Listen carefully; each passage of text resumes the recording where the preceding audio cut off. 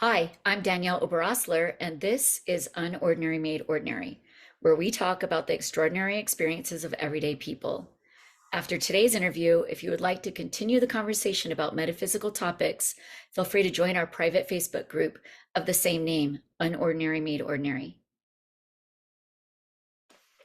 Today, I am so excited because I have Dr. Raymond Moody, he has a PhD in philosophy and an MD. He's researched near-death experiences for more than 5 decades. He wrote 15 books, one of which is Life After Life, which was published in 1975 and sold 13 million copies. He coined the term near-death experience. And I believe he's one of the creators of IANDS. And we also have Paul Perry. He is an award-winning and best-selling author of, I believe, 20 books, Right. six of which were written with Raymond Moody. He's also a documentary filmmaker, and he made the films Afterlife and The Light Beyond, to name a few, but those are the ones that are on this topic. And now the two of them have just written a new book called Proof of Life After Life, and it's got a foreword by Dr. Eben Alexander, who we've interviewed on this channel before. He's the neurosurgeon who had a near-death experience, and I believe he wrote a book called The Proof of Heaven. That's a mouthful, guys. It is. Yeah. Thank you so much for being here. I can't tell you how honored that I get to actually speak to both of you. Well, thank you. I wanted to get started with a little bit of background questions. One is, why did you start researching near-death experiences to start with? Well, I stumbled in it because was um I was not religious to tell, just as a kid, and I was interested in astronomy. And I went to the University of Virginia at age 18 to study astronomy. But I'd gotten interested in philosophy in high school, so I took a philosophy 1 course. And immediately we started reading Plato's Republic, which is kind of a foundational book of Western thought. And I was immediately swept up in that book, which culminates in the end in a near-death experience. That's really what the book is about. It's about the concept of justice in relationship to dying. And I, having no idea that anybody took the notion of an afterlife seriously, I was astonished. And yet, the fact that Plato took it so seriously woke me up to it. I asked my professor about it, and he said, yeah, these Greek philosophers studied cases of people who were believed dead but revived, and that this was a big thing they were interested in, and that Plato took them seriously, and that Democritus, the philosopher who lived about the same time, who figured out that things are made of atoms, said, well, this has nothing to do with the afterlife. He said, this is the residual biological activity of the body. The body may appear dead, but on the atomic level, the biological activity is going on, which is the same debate as we have today, right? But Crazy, yeah. yeah, but I just assumed, well, that was something Greek, but it never occurred to me it was still going on. But 3 years later, I met Dr. George Ritchie, who to this day is the finest, most remarkable human being I ever knew. He was a professor of psychiatry at the University of Virginia, who had had just an astonishing near-death experience in 1943 when he was a recruit in the Army, which changed his life and a lot of people's lives, including mine.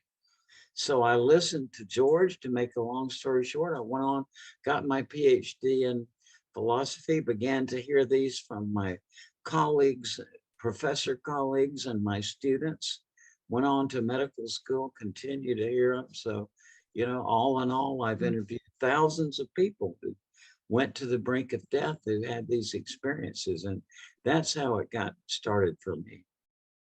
How about you, Paul? I stumbled into this field through our book agent, Nat Sobel in New York. I was editing a magazine in New York at the time called American Health Magazine. And it was the most successful magazine of the 80s, actually. And I got a call one day from Nat Sobel, our book agent. And he said, I have somebody who would like some help writing a book. Do you have time? And I said, sure, who is it? And he said, well, it's Dr. Raymond Moody. And I said, I don't know who Raymond Moody is. And he said, well, he's the man who both named and defined the near-death experience. I don't know what the near-death experience is. And he says, don't you watch Oprah? And because he was on Oprah all the time. And I said, no. And he said, well, you need to get educated. You need to go talk to Raymond Moody and see if you can help him with this book. And that's what I did. I flew to Georgia where Raymond lived at the time. And we did a book called The Light Beyond. That was the first book we did. And at the end of that book, there was a question that I had that we hadn't fully answered. And that is, what happens to children who have near-death experiences? And Raymond said, well, there's a guy in Seattle who's studying that right now, Dr. Melvin Morse. Why don't you go talk to him? And I did. And I ended up doing a book with Melvin. And then it was just each book after that had a question that I wanted answered. And as a result, I've written 15 books on near-death experiences, Raymond. Wow. And Amazing. six with Ray. Wow. And there's still questions that Yeah. we run into that I want answered. Yeah. And that's the case with this book, actually, with Proof of the Afterlife. Yeah, this new one we're really excited about. Proof of Life After Life. It's coming out with Simon and Schuster. Okay. And, so we're really excited about it because basically it's there's two things going on right now that make this information kind of urgent for me. One is the COVID thing. And, you know, everybody listening to this probably knows somebody who's going through some kind of grief because of loss of a loved one during the COVID thing. And people are looking for answers. I mean, grief is a striking thing. Then there's also life development. I mean, I've just noticed that it's even Plato observed, by the way, and many others have, that people, when they get in midlife, this question of life after death kind of naturally presents itself to them. Not because necessarily they realize they're getting closer to death, but it's just developmental. People, when they're have enough, you know, time under their belt to think rather than just work all the time, they begin to think of this big question. And with so many people entering into that midlife period now, I can guarantee you, because I hear from them all the time, like, you know, the guy who works down at the convenience store, who's a friend of mine, it's just now he's getting into this. You know, wow, this is a big question. And you don't think about it when you're younger, but then you really start thinking about it. So that's why we wrote the book. Right. I think when you're younger, you think you're like impervious and that, you know, I don't know, that you can't even get hurt. That's right. Yeah. So I know that you mentioned it in the book that there's more people now that have like died and been resuscitated just because of our medical industry and the improvements and everything that we've made. Do you know if is there a percentage of people that that come back and remember the other side as opposed to ones that are resuscitated and don't have a memory at all? What is it, Well, 15 to 20%? yeah, 15 to 20% is a good estimate. And yet there have been cases where people, because of their situation, have had much higher percentages. Like there was a guy, Dr. Fred Schoonmaker, who was chief of cardiovascular medicine at St. Luke's in Denver.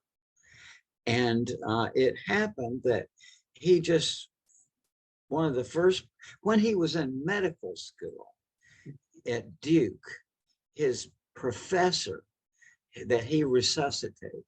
He was just walking into this classroom, and his professor had a cardiac arrest, and Dr. Schoonmaker, a medical student, resuscitated him.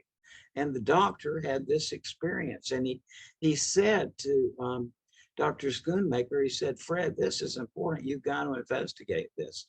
Fred became a cardiologist, and when I talked to him in the 80s, had resuscitated over 1,600 people. And he kept exquisite records. He had a way of, when he went into the room, he'd make a change so exactly how long it was going on and on. And he said about 60% of his people. Really? And then another Dr. Becker in Hamburg, about the same thing, about the same time, had 80%. Oh my Well, I goodness. met both of them, and both of them were what we call oral personalities. They were kind of large, very, laid back, enjoyed smoking, eating, and such. And people like that have a sort of orientation towards serving others, and they're usually very easy to talk to. Is oral personality people, for example, often have a desire to own a restaurant because they like serving people. And so I wonder if, I can imagine if a cardiologist who's all wiry and uptight plops down beside your bed and says, "Have you had one?" You might not talk about it, but where these really cheerful, kind of laid back guys, I assume, were more, easy. People trusted them more. But in most cases, it's 20%. But I'm sure that we don't really know all the factors. Is the fact. We just don't know why. Doesn't seem to have anything to do with whether they were religious or not, or which particular illness. Well, I was going to ask if it had anything to do with being conscious at the time, or but some of your stories, the people are under anesthesia That's um, right. at the time, and so it doesn't seem to be about how alert or conscious they were either. No, you can That's still have right. a near-death experience that pokes through anesthesia. That's right. For sure. But a lot of times, as Raymond was pointing out, there's many doctors who don't talk to their patients. For example, when we were working on The Light Beyond, I was working on another book at Case Western in Cleveland about heart disease, about reversing heart disease. And the doctor I spoke to asked me what else I was working on. I told him about near-death experiences, and he made a bad face. And he said, "I've resuscitated thousands of people, and I've never had anyone tell me about anything like a near-death experience." So he went away we were standing at a nurse's station. He was called away. The nurses came over, and they said, "Well, he never hears them because he doesn't ask about them. He never talks to his patients." And then they proceeded to start telling me about near-death experiences that they had heard because they talked to their patients. So a lot Wow. of it has to do with the demeanor of the physician. So it could I be had that if same if the experience. doctors were talking to their patients more and had more of a bedside manner, it could be way higher the number. Well, we know a doctor, Rajiv Party, and he had a near-death experience. But when he came out of his anesthesia, he is an anesthesiologist, by the way. And the anesthesiologist came into the room and said, "How are you feeling?" And he said, "Well, I left my body and I was up, on the ceiling. I could see everything you were doing." And this doctor said, "That's nice." And he left. And Raj didn't see him again for the time he was in the hospital. I actually have a question regarding that particular doctor, and it was Yeah. the next one, so it's kind of weird you brought him up. He you were saying in the book that there's a lot of commonalities in NDEs where they see the light and they go out of body and feeling peaceful. But he had a moment during his where he was starting to go somewhere negative and he turned it around. But I'm wondering, is there a percentage of people who don't end up in a nice place?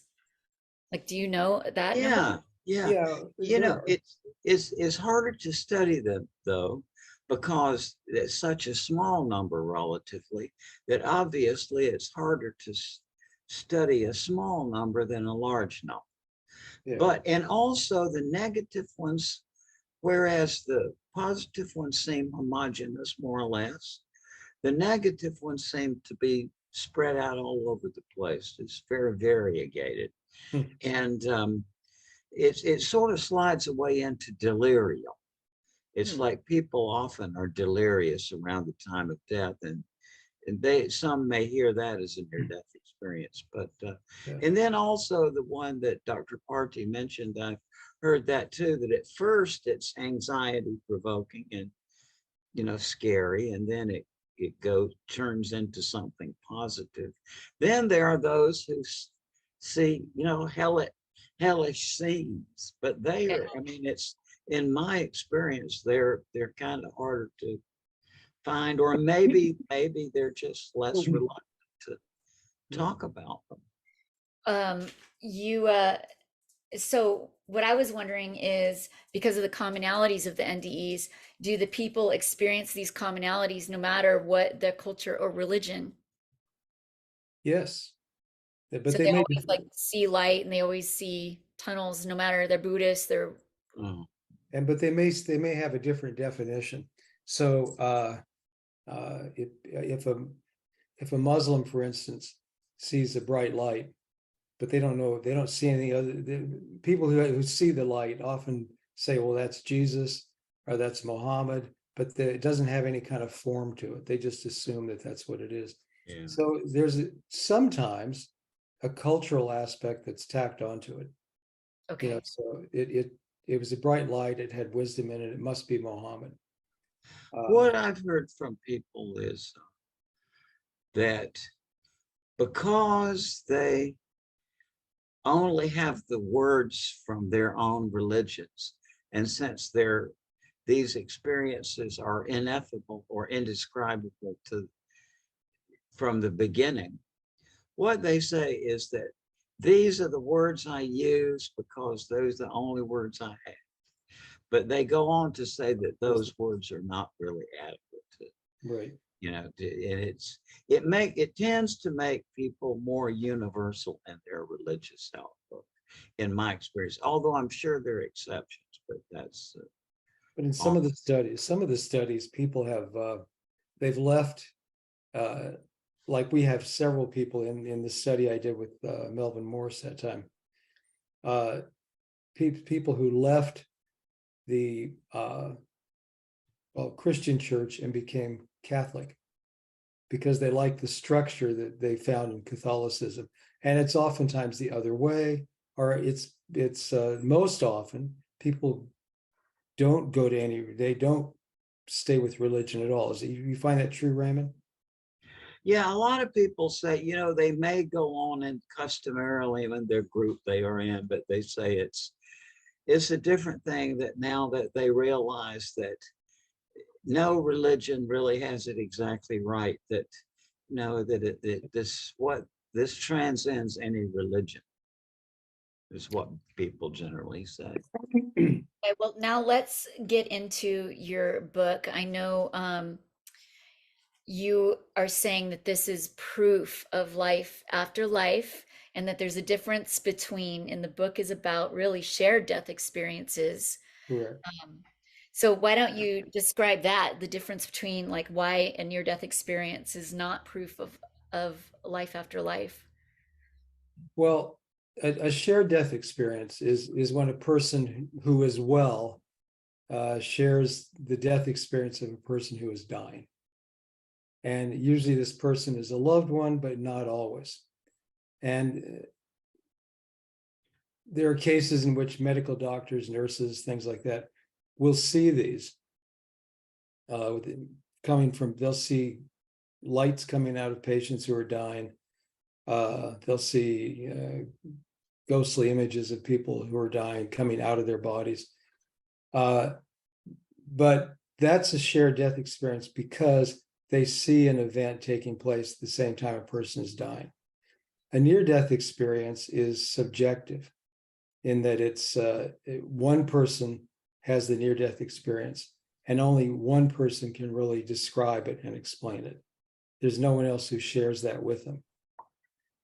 And the reason we think it's a shared death experience is more profound in the way of proof of life after death is that there appears to be consciousness somehow leaving the body and operating separate from the corporeal body. And that's the main difference there, is that you can actually witness in one form or another consciousness existing separate from the body. So you say in the book there are 7 reasons um, that are the proof of life after life.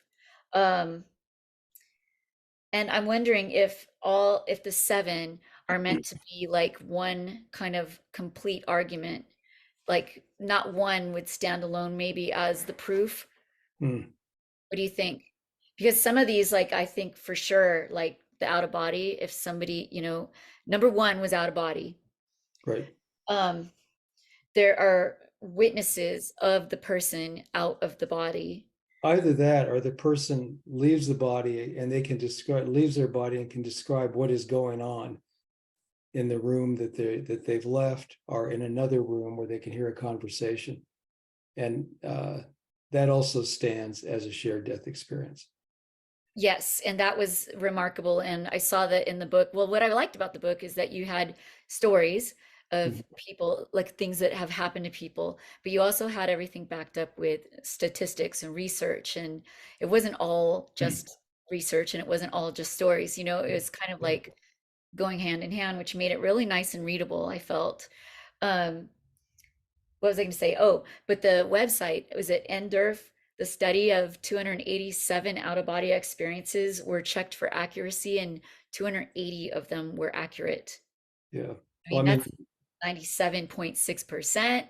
yeah, yeah. Yeah. That's Jeffrey Longsight. He's impeccable as a researcher. And they have quite a mechanism for checking facts. So yeah, no, it's a good study. That was a good study. So you also had as precognitive events. I wasn't sure how that one, maybe you guys can explain how that is a shared death experience. Do you want to take that, or you want me to take it? It just Fight for it. Let's arm wrestle. I So think I why missed get I the think I coin out? missed the question. The question Uh, is why is a precognitive experience proof of separation of consciousness? Oh, yeah. That in my mind, um, I think that assuming that, as I now do, that there's an afterlife, and from listening to all the people who I've talked to say that as soon as you're out of here, time no longer exists.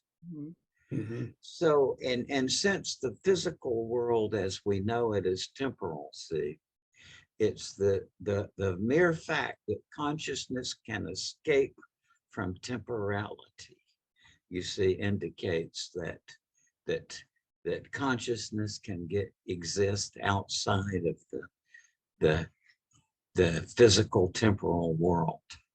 Right. And I think enough people now know that there can be a community of understanding of that. A lot of people who call themselves skeptics about these near-death experiences don't even know what skepticism is. But and that irritates me because I love to teach ancient Greek philosophy, and the skeptics are one of my favorite schools of ancient Greek philosophy. And so what they say is that this near-death experience is the function of an oxygen deprivation to the brain. But we know that that's not true, right? Because the same thing happens to people at the bedside who are not ill or injured. The, the real question here is to put this into some sort of rational context so that people can feel satisfied that the idea of life after death is a rational idea to entertain. And I say it is because of all of these things, that the end result of actual skeptical philosophy, and you get interested in this, you can read about the history of ancient Greek philosophy and you'll see it's true. What the skeptic says is that I know my intellect can put up all of these objections, and that's what I do as a skeptic. But in the end, as even the great skeptic David Hume said, I live the world just like everybody else. I wake up in the morning, I have food, get through the day, I have conversations with my friends. And I think that that's very interesting, that I, as a skeptic from the earliest age in that philosophical sense, have now come to the place where I give up. I can't think my way out of this statement that apparently, to my still counterintuitive and astonishment, there is an afterlife. And that fits perfectly with the kind of skeptical end result where you just live in the world and you take it at face value, because the older you get, the more you will realize that the older they get, the more likely it is that people have had some sort of profound experience where they've stepped over to another realm of existence. Sure. So I mean, there's a vast community of sane people who are doctors and attorneys and every kind of profession, who just accept as a matter of their life experience that maybe not just once, but multiple times they have stepped over into other worlds. Sure. So, I mean, I have not yet myself, but I do know, I mean, I am an addicted walker. I mean, I have to exercise every day. It's not a virtue, okay? If heaven forbid something would happen to my foot, which is a horror to me.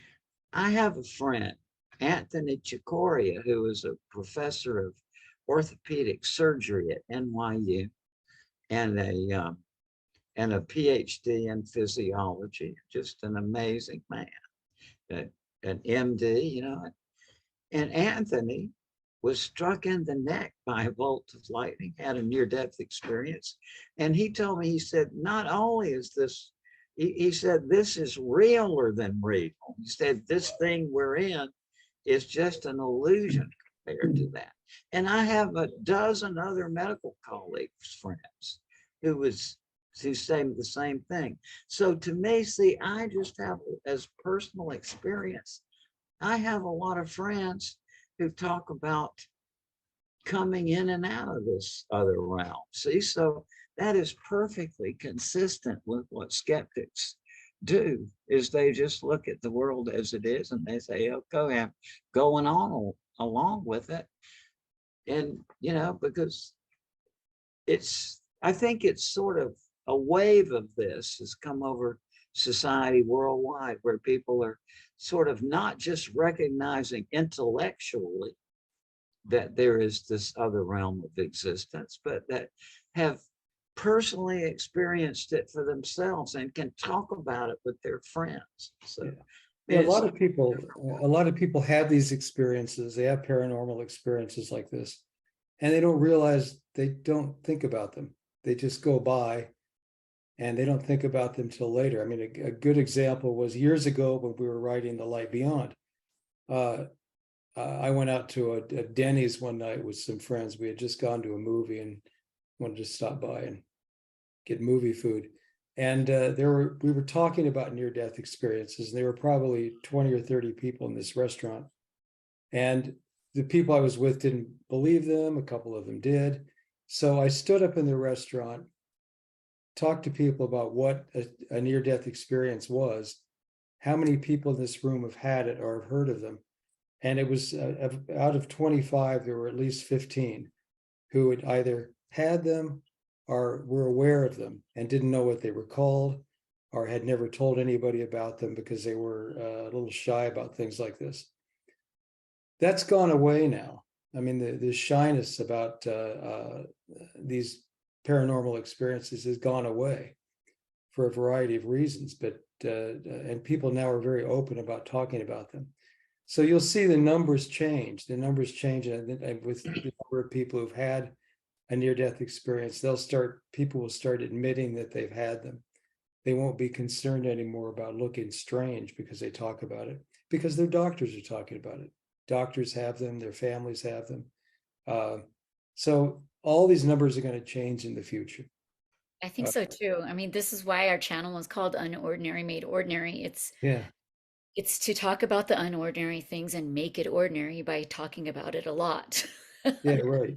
And And it's also, happening. This yeah, is this has become a sort of accepted aspect of human existence, and partly it's always been there, but you know, you might ask, looking back, well, why all so suddenly is this, you know, last 50 years? Well, the answer is CPR, mean cardiopulmonary resuscitation. These things were always happening. But in the 60s and 70s, techniques were developed for bringing people back that just years before they would have been sent to the morgue. But now we try again. And so suddenly there's this vast number of people who are experiencing something that formerly was very rare. right. It's true, and you bring up a really good point about that I haven't considered before. That really is medical advances. So when I was reading the book and I got to the chapter about terminal lucidity, I remember jotting down a little question like, how does becoming perky right before you die proof of an afterlife? But then I read the Yeah, chapter and there was like an example of somebody who had so much cancer in their brain that there was like literally no brain left. right. And that person was able to get out of bed, walk around, recount their life, and have touching moments with their families Yeah. without even a functioning brain, which now brings the question about where do you guys believe consciousness is, Reside. resides? Where is it? Yeah. Well, that's a great question. That's the question, one of the questions. Uh, I get there why is, I get why science thinks it's the brain. We see, smell, hear, and talk right here with our head. You know yeah, what I mean? yeah, So it sure. seems like we're located up here. Yeah. But then you realize your thoughts have no color, no weight. They're just out there. And You know, what is this is thought? What really, I is guess, what consciousness? No got one me. can answer that. Yeah, this is what got me into the whole deal, really, was looking through a telescope at age 7. And really, it was a kind of reflective thing. I realized that this thing we're in is incomprehensible, but that also focused my attention on my own consciousness. Yeah. And I remember around that time being struck by the fact that, you know, I can be sure that I'm conscious now, but that other things in life, which we take as common sense, are actually inferential. And it's an inference that there is an external physical world from the fact that the same experience seems to repeat in your consciousness, right? But if you think about it, there could be all sorts of other explanations of that than an external physical world. Yeah. And this is what the theme of some of the great philosophers of the world, like George Berkeley, for example, or even David Hume, the great skeptic. David Hume said, as to the impressions which arise from our senses, he said, in my opinion, it is utterly beyond the capacity of reason to decide whether they come from the object or from the creative power of our mind or from the author of our being. And if you really think it through, that is true. It's like people get afraid when they have to think about the possibility that reality is other than physical. And by the way, I love physics. Okay, I understand that within this structure, in order to explain this thing we're in, we have to come up with rules. But that does not mean that there is an objective physical reality in the sense that we all assume by common sense. And don't a lot of scientists say, well, no, there's not, right? That where I've come to it is with a lot of people my age, I realize you come to finally just think this is the movies, right? That what is your life but story? Consciousness itself is a narrative form. Well, what do you think? How would you define consciousness, Raymond?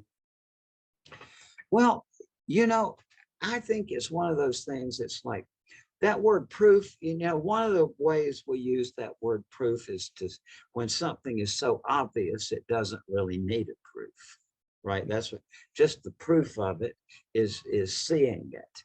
And to me, I realized early on, I'm not going to explain this consciousness that I experience, but I can sort of think about the nature of it. And the nature of it for us all is story.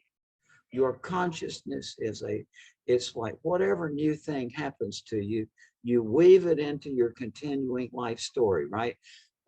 The Kulikov effect, I think it is, that the cinematographers have discovered that if you take two objects, say this little rubber ball here and the Diet Coke can, and you present them randomly to somebody, that the mind automatically starts weaving a story to connect them.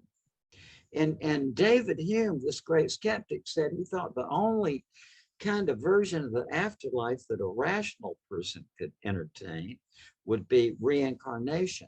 He doesn't explain why, but I say it's probably this.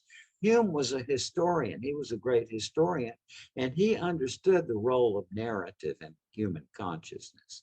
And so it's the reincarnation is obviously the most story-like aspect of the afterlife, right? It's like we're familiar with living the story here, and then the story is over, and then you're some process, then you're back on another storyline. And people realize that as they grow older. I had the great privilege of being working a year in a geriatric clinic for the distinguished elderly. In a small town, there's got to be some provision made so that the chief of police doesn't have to show up at the front door of the mental health clinic when he gets troubled, or all the town celebrities that everybody knows, or the people on TV or the writers. And so, out of kindness, you sneak them in the back door. And since I was the oldest resident and I was known for my book, all right, and for a year, these great, some of them very famous people. And repeatedly, I heard during that year, Raymond, the older I get, the more when I look back at my life, it seems like it's been a story or a play or a novel or a drama or a movie. They used a lot of different words. It's the same idea. And so, what I say is this thing we're in, it's kind of has a dramatic structure. It's life is story more than anything else. Yeah. In fact, there's a lot of movies, Hollywood movies that are near-death experiences. Citizen Kane was one that starts off with him dying, and then it's a flashback, a life review of Citizen Kane. There's a number of movies like that. So it's a good story for him, that's for sure. Yeah, that's true. In the chapter Light, Mist, and Music at the end, Raymond, you suggest that maybe in the future, the mist or light, which apparently has a substance to it, might be able to be examined. And you even postulate something about like vacuuming it to study it. I don't What do remember you that. what do you think would be, what do you think that is, that substance that is that mist and light? I don't know that it's substantial. I can't remember that specific. Foggy though, it's a fog. Well, the people described it as having substance. I don't know that or as being an entity. You're right, an entity. What do you think it would be if we were to like be able to examine it? I kind of think it might be it's like a conceptual inadequacy in our own mind. Hmm. It's something happens when somebody dies and you're in their presence, and the way your mind projects it, or the mind experiences the consciousness is cloudiness. And probably the metaphor I had in mind there is that, until about 1830 something, clouds were the very symbol of the unintelligible, the meaningless, the unknowable, the ephemeral. It's and the whole idea of somebody um, knowing about clouds was just laughable. And it was common sense that it's kind of like a joke. He's cloud gazing or whatever. Well, then there was this guy who was a pharmacist, one of my scientific heroes. His name was Luke Howard. And in his business, he traveled for his business from London and back. And during these coach, he would just look at the clouds. He enjoyed just looking at clouds. And suddenly he realized, oh my God, there's different types of them. It's like some of them are cottony and billowy, and the cumulus, and then the stratus, the layered ones, and the cirrus, the feather-like ones, and so that scheme that you learned in junior high school was first realized by a man who went in the face of the common sense knowledge that clouds were unknowable and it was ridiculous to study clouds. Well, now that's the basis of meteorology. And so what happened when he published his paper was it created a sensation, because anybody who just stepped outside and looked up in the sky could see that he was right. See, and that's what I'm getting at, is that I think that why we are unable to describe this experience we have of watching somebody else depart from their body, we have to put it as a cloud, but it's stay tuned. I mean, the idea is to have firmer concepts to bring this more into a rational framework. Sure. We'll have a Luke Howard of this. Luke Howard of near-death experiences, right? Yeah. And Yeah. others. My most excited chapter that I couldn't wait to get to was the psychomantium. Uh, Oh, I couldn't wait, obviously. I mean, that's like, ooh, what is this? And it was yeah. interesting that of 100 participants in a research, that 63 made contact with spirits. That's quite high. That's Yeah. Well, That's a high percentage. yeah. Yeah. But 60. but so not only that, if you do it in a way, see, we all know that Americans are impatient. We've lost our patience. What people want now is to come to my place and say, take me through this process and make my dad arise. Yeah. And that is about 50 to 60%.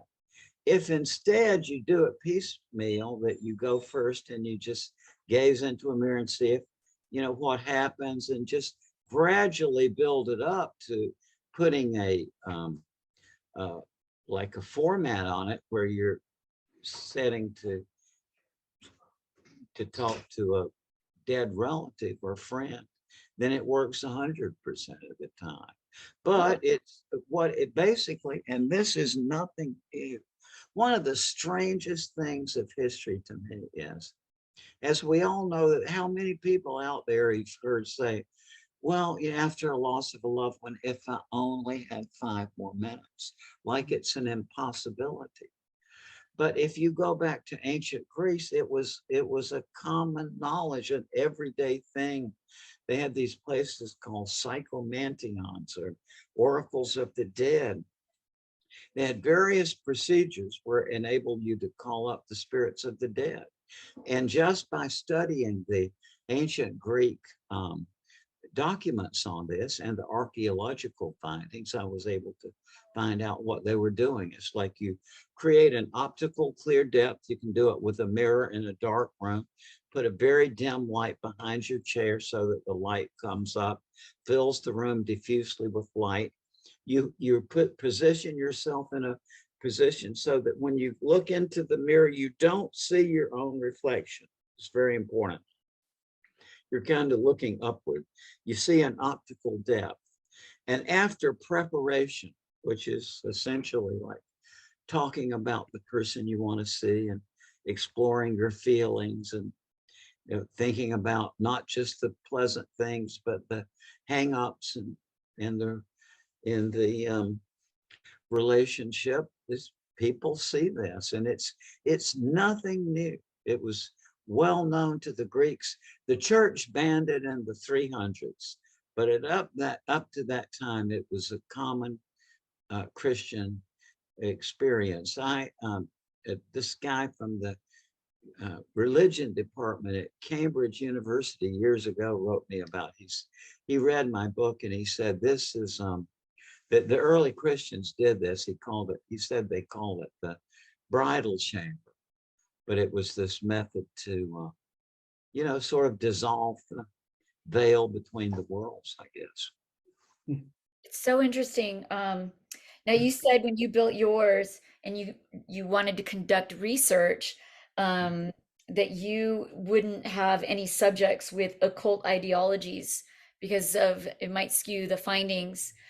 Do Yeah. people's beliefs, like having a more accepted religious belief, does that also affect what you might encounter in the psychomantium? Well, what my situation was that I was a professor of psychology. And when I was first studying this and figuring it out, I was talking to my students about the history of it and all, and they wanted to do it. So I set it up, but these were my first subjects were graduate students of psychology. Many of them had actually already been counselors and such, and had been out to practice, but they were back for further education. And these were very mature people, and I didn't want anybody in doing this who already had some belief. These were just students who were fascinated by the mind. And so we did it for curiosity, not expecting anything to happen. We just wanted to know what did happen. Then as this went on, my medical colleagues and a psychology colleague, a sociology professor, they heard about it, they wanted to do it too, but it was all curiosity. And it was mind-bending. I was assuming that anybody my students would go in there and if they would see something there, I suspected they would say, well, I saw an image, it looked like my grandma, but was it real or a figment? I don't know. That was the reaction I expected. Yeah. The reaction I had was the opposite. People actually said, I saw my mother. It was plainly experienced as a real event. Sometimes they would see the Yeah. apparition come out of the mirror. Yeah. I And saw be that in three 10% of them, dimensional. yes. Yeah. Yeah. It was, Yeah. And be Others touched. say they go into the Right. mirror and see the apparition on the other side. Some people say it just stays in the mirror. Now, one of the things you wanted to find out about having the psychomantium was you wanted to observe brain physiology during perhaps contact.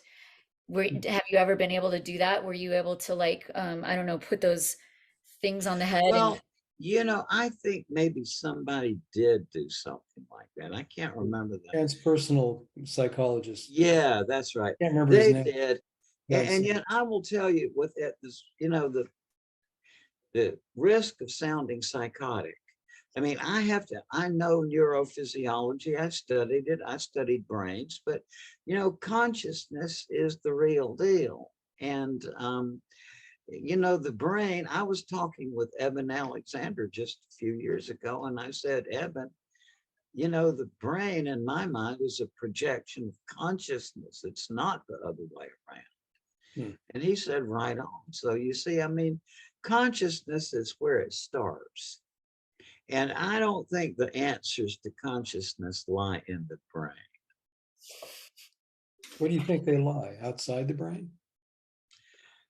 I don't know, but I know that this thing we're in is the way I see it is that it is a some kind of vast thing, and our role in it is to be spectators of movies, which we are. And I know it sounds psychotic.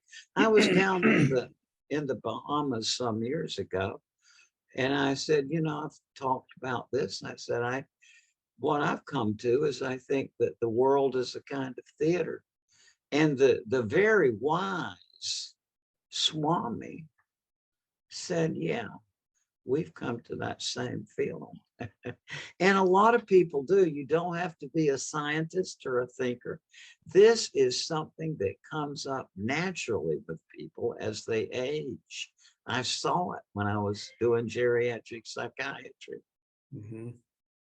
Yeah. And now also being a logician, see, I was a professor of logic.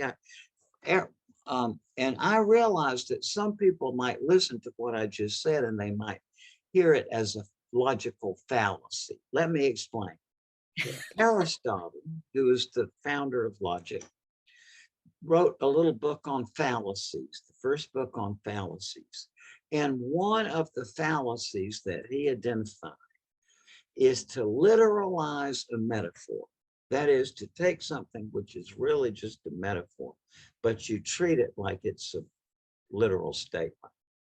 And so if you wanted to make out that I'm meaning a logical fallacy here, what you'd say is that Raymond Moody is taking one particular aspect of human life, namely the theater, right? And I'm projecting it out into the world and saying the world is a theater. That is a logical fallacy. However, I say, no, no, no.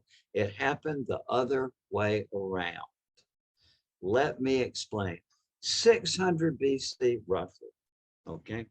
In Athens, the Greeks had a traditional harvest festival, which had been going on for hundreds of years, and they had a chorus that would sing the old myths and stories, right? For some unknown reason, in this one performance, Thespis stepped forward and spake his own lines, and it created a sensation. Wow, like more, more, more. Okay, now, what we know about the Greeks, what most people know about the Greeks is one thing, if you think about it, competitiveness. That's what they're all about. The Olympics, you know, that was the big deal. Oh, yeah, Okay, so sure. it's competition. So what's the first thought? Let's have a contest. Yeah, you know, right? Yeah. So Pisistratus, they set up a contest. Who can write the best ones of these things? First winner, Aeschylus, right? Then some years. Then second winner, Sophocles. Then Euripides. Their plays are all being performed still. Okay. Now that was 50 years. Why did that happen?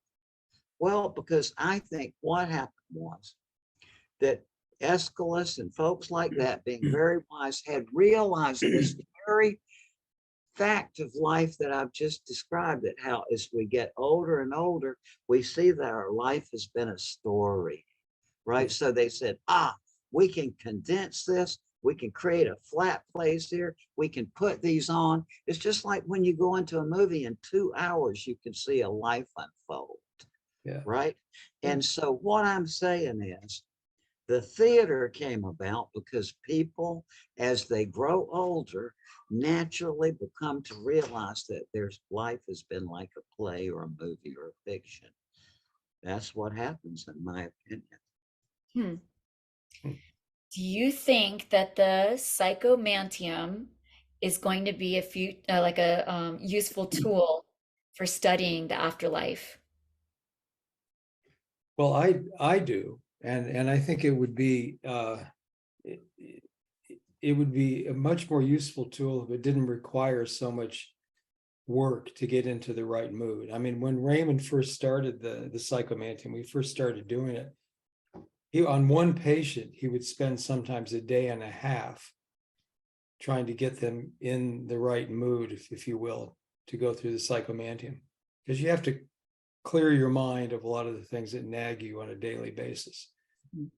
And it wore Raymond out. Raymond really wasn't able to do as much as he wanted to. So it's a cumbersome mechanism, is the way I look at it. And because of that, and because of modern medicine, it's something that people don't necessarily want to do. Physicians don't necessarily want to do, because there's no money in it, for one thing. And Well, there's a cost to it. success rate of 63 to 100%, he just said, I of know. making contact with the afterlife, which means, I mean, more than just getting answers from your grandma, you might be able to get answers about what is in the afterlife and do more, you know what I mean? Like, Coach, I know exactly what you mean. You know, Yeah, because Danielle, and that is an interesting thought. yeah, And guess what? what? In reality, there's a difficulty in it, because let's conjecture somebody is thinking about, well, when I go over there, I'm going to ask grandma, like, where is she and what's it like? See, but I can guarantee you, as soon as grandma appeared, that goes out. Whoa. yeah. People just don't think to, I mean, they are taken up in the hyper reality of this experience. And also they tend to realize that they don't even have the conceptual structure to be able to understand what she would say. That this is, even when they're in the midst of the experience, they can, you know, they are uncomprehending of how it can be. And it is a hyper real experience. I want to try. I definitely want to try it. Oh yeah, you've got to. It'd be it'll change your And life. it's really fascinating. And also, obviously, you make your living by creativity. It's also a great way for creativity. When I went around the country in the 90s talking about this to different places, artists would come up afterward, and they would say, yeah, I use this method of visualizing in the mirror to see new art.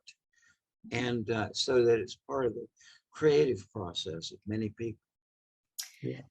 In Paul Perry's documentary, Afterlife, Raymond Moody says, in quotes, proof of life after death would alter the structure of the human cognitive mind. It's a It would. wonderful thing when he said that.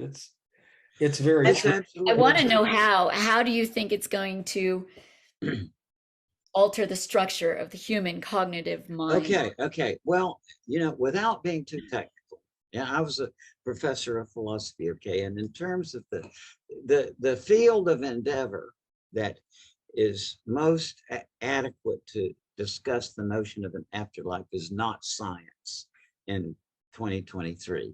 This is still a philosophical question, which means that it involves not experiments but concepts.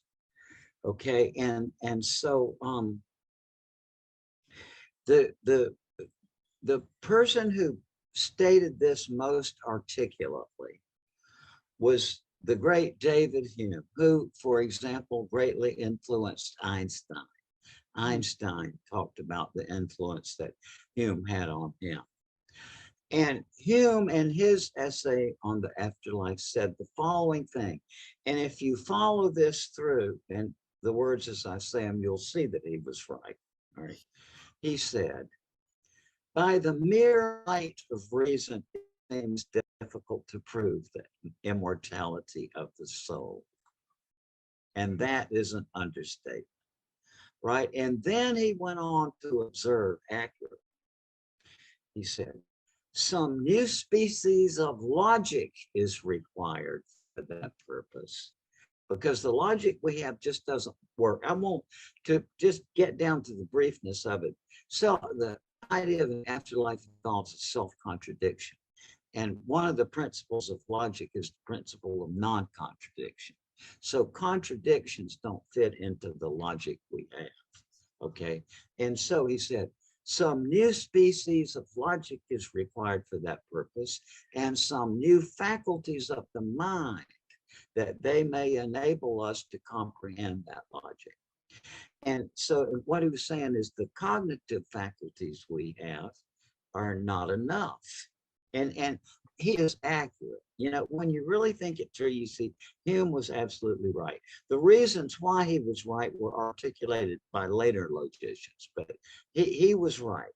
Okay, now, so therefore, if let's project that in the future, we have an actual, like the proof of an afterlife, all right, that would mean that the person who had the proof of an afterlife had some new logic and some new faculties of mind, right? So therefore, if there's a proof of an afterlife, we will have a new logic and whole new ability, cognitive abilities in our mind. Hume thought that it was impossible, but I say it's not. It's not impossible. I say it can absolutely be done. That's what I say. But you think And it's, therefore, but, in the process of proof of an afterlife, the human person will be changed. And I don't mean necessarily to be nirvana or, you know, all things good. It will just be it'll be a positive cognitive change. but it also involves unless I'm mistaken this, retraining our cognitive abilities, Yeah. right? I mean, that would be essentially what it was. And if you were able to retrain your cognitive abilities really effectively, then that would change everything. Yeah. And it can be done. I keep saying, I mean, it can be done. And I have done it. I mean, this is something that maybe, you know, people don't want to hear outside of a logic classroom, but it's really possible to alter your mind to think in entirely new ways about not just the question of an afterlife, but also of all sorts of other questions too, big and large. In the logic courses I taught, the most strong response over the years were from uh, attendees and from students who were studying advertising, okay, number one, and number two, lawyers. In my logic classes, attorneys would come or professors of literature would come just to think about whole new ways of thinking about logic. Right.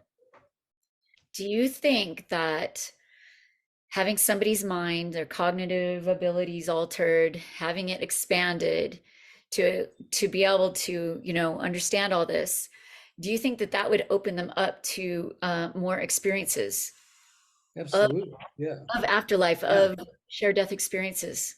Yes. Yeah. Yeah, I do.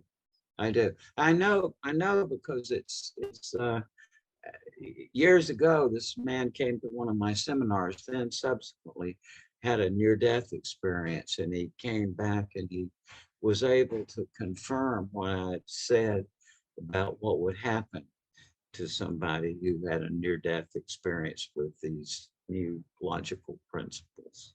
So, I mean, it works. You can actually prepare your mind in advance so that when subsequently you have a near-death experience, you'll be able to articulate it in And a that's way. I mean, it's already happened. and that's why, to a large extent, when you just mentioned something like a shared death experience, and you explain what a shared death experience is, you'll have a lot of people who have had one and didn't know they had one. And just by virtue of recognizing a shared death experience and knowing what it is, you've changed a lot of their cognitive abilities. And as a result, by learning about near-death experiences, now shared death experiences, they become different people. Uh, And Imagine the impact your new book has. Well, the impact that Raymond's first book had, Life After Life, was enormous. And I expect that this will be the same thing with this book, Proof. I'm hoping so too, because it's, you know, my perception and Paul's perception too. And we both are people watchers, but it looks to both of us like the time is right. And, you know, I think you know, I'm not a doomsayer, But the world is in trouble now, isn't it? It seems to me. It is. And I And think people are turning to, some source of accurate information on this. yeah. Yep. So where is your book available? Bookstores and of course Amazon. Uh, and there's on Amazon, it's on Amazon last week, it was #1 in Kindle in the near-death experience category. Oh my And goodness. I know Already? I it's didn't not even even know out. it It's was not out. available yet. Yeah, it's not out yet. You can pre-order it. So that would be my recommendation. You can pre-order it at any bookstore, or you can pre-order it on Amazon or Barnes and Noble. And let me know what you think about it, folks. Yeah, I mean, please. I have a website, lifeafterlife.com. I love to hear, feedback from readers. It's just one of my favorite things. Yeah. And Paul Perry's website is paulperryproductions.com, and we're going to put links to both of those in the video description. You guys have a future project you're working on? We're going to turn this book into a movie. Actually, we're going to turn it into a, if you will, a master class or more than one master class. And we'll have Raymond. We'll also have other near-death explorers, I call them, in the presentation. So Well, thank you guys so much for thank talking you. to me about all Thanks for this. having us on. Thank you for listening. Yeah, and I wanted to give you an opportunity to share a message from your heart, if you'd like, at the end. Wow. Who goes Well, first? Again, we can arm wrestle, we could flip uh, coins. I'll go ahead and go. How's that? Okay. I would say that reasonably speaking, we all have a fear of death. So I don't think it's really realistic to tell an audience that they shouldn't have fear. But also, I do think it's good to mention that fear is often just a lack of knowledge. So yeah, don't fear education. In the end, it's really your friend. You're up, and Raymond.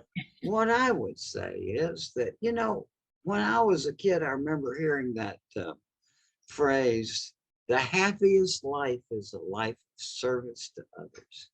And I remember hearing that as a kind of ideal. Okay, then I got into near-death experiences in my midlife and early in my life, but then by the midlife, I was beginning to hear that same thing. The happiest life is a life of service to others as a kind of aspiration. But now I'm 79, and what I could say is that's just a fact of experience. You reach a certain point in your life where it becomes obvious that all that time you spent on your ego, you were always miserable. It's only when you sort of give up and say, oh my God, I just really, the fun for me is to helping others. And that's my motivation in this book. I think that, it's, there's a lot of suffering out there, as I know from listening to people on the street. And, I just, my hope for this book is that the readers really enjoy it and that they get something out of it, because to me, it's the greatest thing to serve people. Yeah. Thank you guys so much, and thank you for putting the book together. Thanks a lot. Yeah, and coming to talk to me about it. Yeah, Thank you I so much. appreciate it. Definitely. Thanks a lot. This is our first time in doing a joint interview. Yeah. Yeah, it's So not easy, but I think we did it. yeah, we did it. Yeah. And I just want to thank everyone for watching. If you like this kind of content, be sure to like, comment, subscribe to the channel. We'll put the links to both their websites in the video description. And I just want to say to everyone, have a beautiful day. Thank you.